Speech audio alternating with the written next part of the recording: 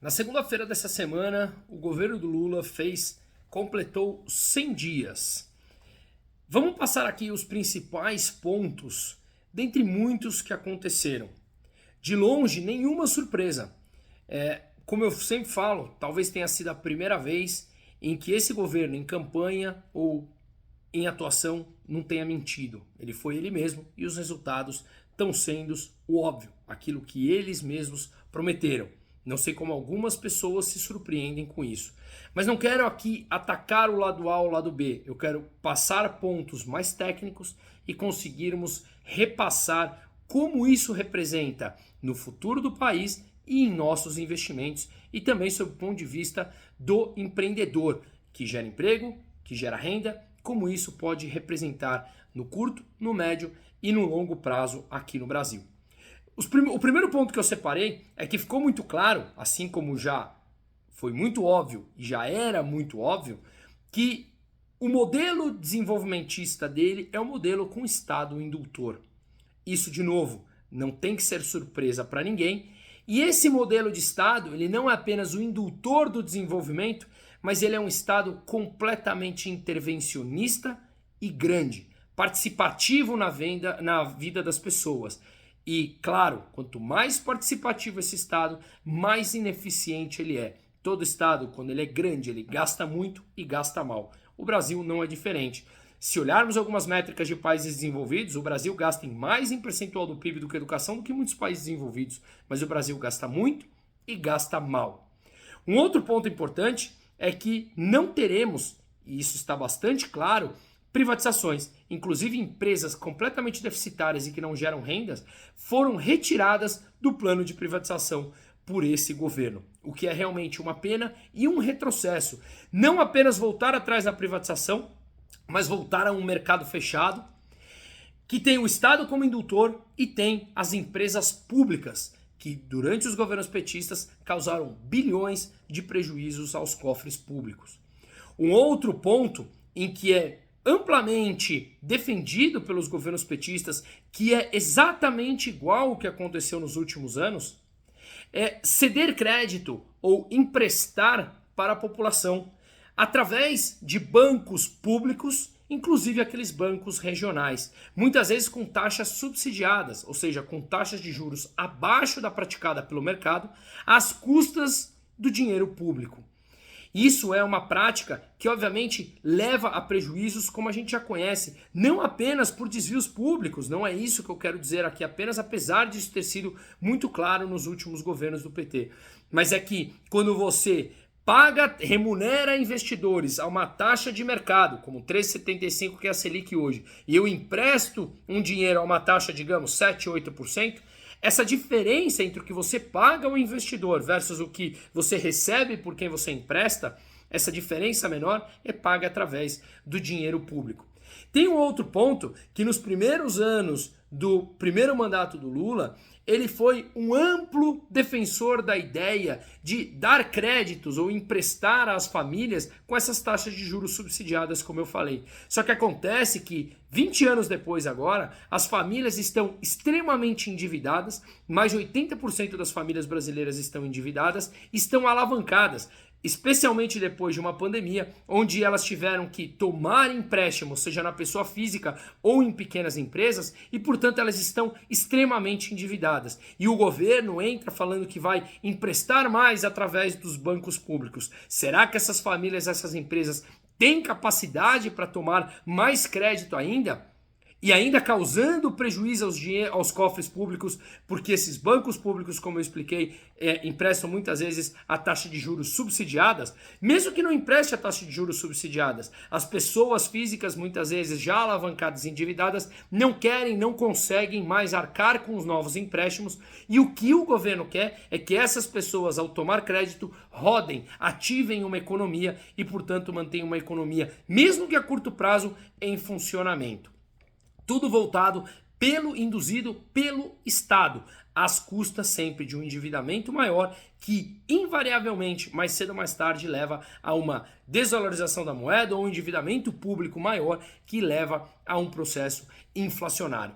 Um outro ponto importante a ser discutido é a Petrobras, em que o governo quer que a Petrobras tem aquele papel social que ela tanto fala. Só que um papel social de uma empresa, quando ela tem lucro e ela distribui dividendos, inclusive para o governo federal, que é o principal acionista da Petrobras, ele não leva isso em consideração. Esse dinheiro que ele recebe de dividendo, quando a empresa dá lucro, poderia sim ser bem distribuído dentro dos investimentos do governo federal. Não é isso que foi feito nos últimos anos, como a gente muito bem sabe.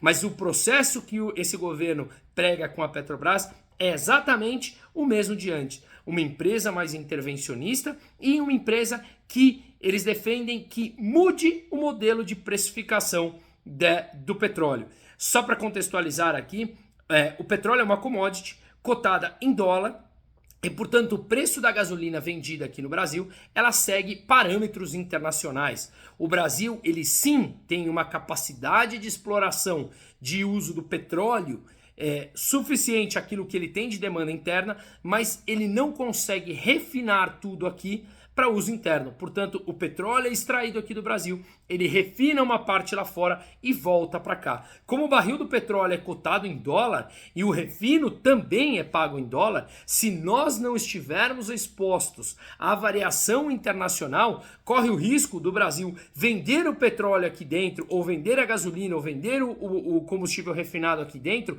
abaixo de preços internacionais, e portanto não faz sentido ser vendido aqui e grande parte é exportado, o que causa um desabastecimento interno, uma escassez do produto, uma diminuição da oferta do produto e, portanto, um preço muito maior.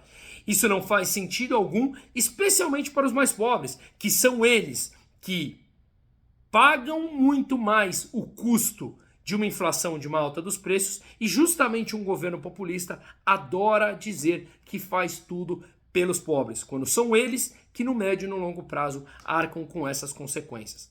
O outro ponto extremamente catastrófico que esse governo vem fazendo é bater de frente com o Banco Central, que é uma instituição autônoma, aprovada nos últimos anos. Bancos centrais que não são autônomos, cito aqui Turquia e Argentina, são países extremamente inflacionários. Por que é importante um Banco Central autônomo? Pelo fato do presidente do Banco Central, que tem aqui no Brasil o mandato de cuidar da inflação brasileira, ou seja, do poder de compra da moeda, através de política monetária, de subir ou descer a taxa de juros. Se o Banco Central não é autônomo, o presidente do Brasil, o executivo, ele tem total ingerência na definição de política monetária. E é claro que, como presidente, ele vai querer que a taxa de juros esteja baixa para você acelerar, mesmo que de curto prazo, gerar um boom na economia. É uma medida muito mais eleitoreira, só que é uma medida que tem um custo muito maior no médio e no longo prazo, especialmente aos mais pobres. E Lula não para de bater de frente com o Banco Central, até mesmo excluindo a existência do Copom, que é o Comitê de Política Monetária, e só aponta o dedo para o seu presidente, para o Roberto Campos Neto, como se ele fosse o único a tomar decisão lá dentro e não como uma situação ou como algo colegiado, onde tem votos das pessoas e eles sim chegam a uma decisão entre subir ou descer a taxa de juros.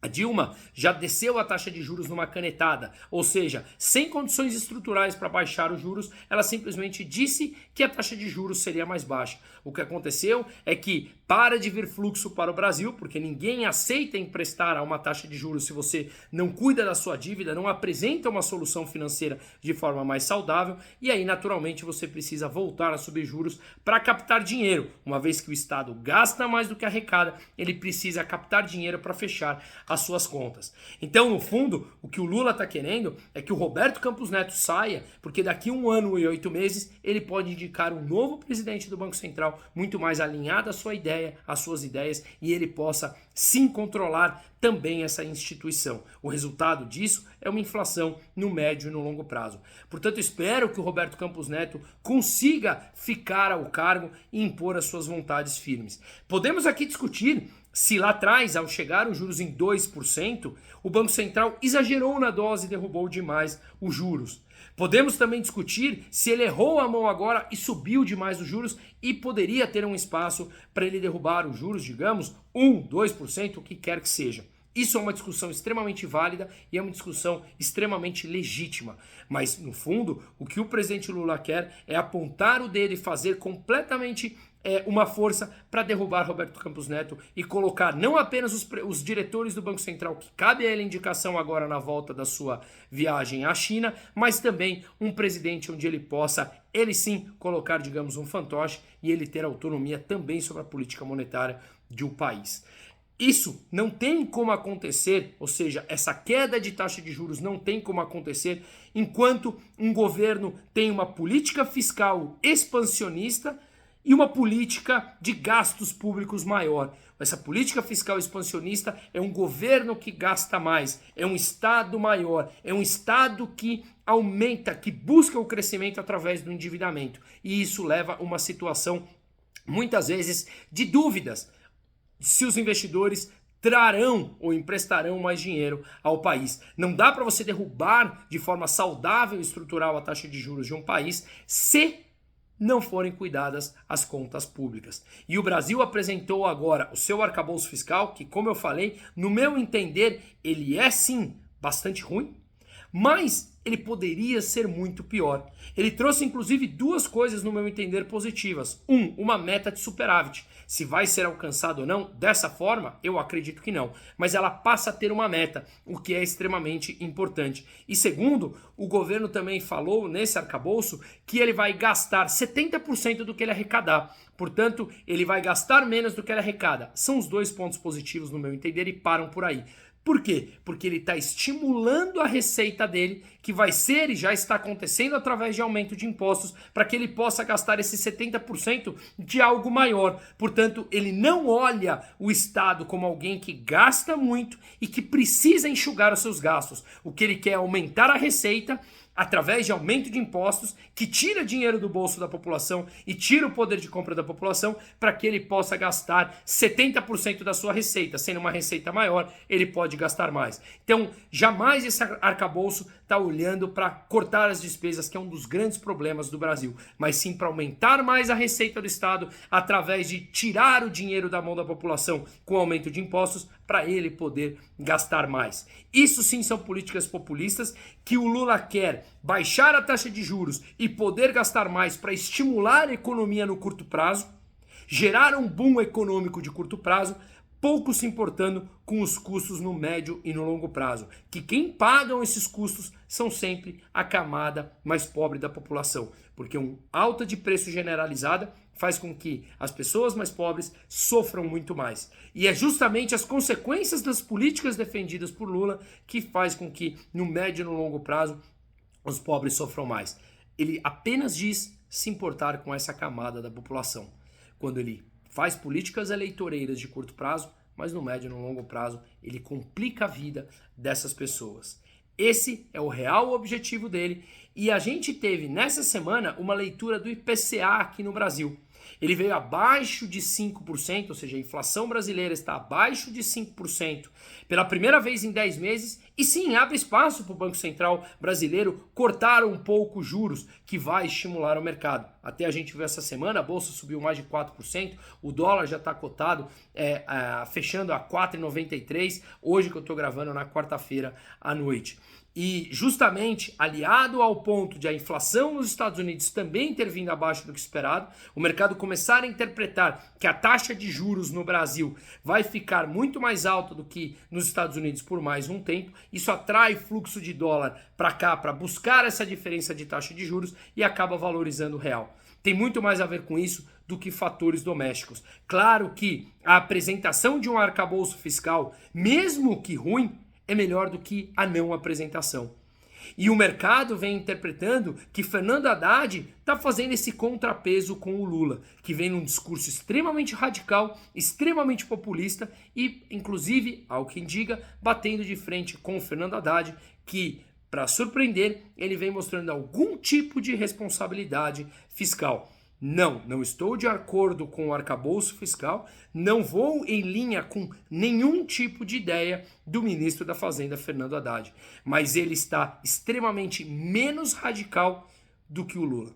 E o mercado entendeu isso não como sendo também algo positivo. Lembremos que a Bolsa Brasileira caiu por 5 semanas seguidas e perdeu 100 mil pontos e também passa a ter uma atratividade no seu preço e a gente vê um fluxo entrando para comprar e buscar na especulação ativos que estão extremamente baratos. Então, a gente viu os primeiros 100 dias sem surpresa nenhuma, com políticas extremamente populistas e que causam, no médio e no longo prazo, um problema que costuma ser de inflação. E quem sofre mais são os mais pobres. Eu acho que a população tem sim mais conhecimento hoje, justamente para conseguir bater de frente e não permitir que essas mudanças continuem, ou que esse discurso radical vindo do presidente Lula, que, repito, não deveria ser surpresa para ninguém, continue.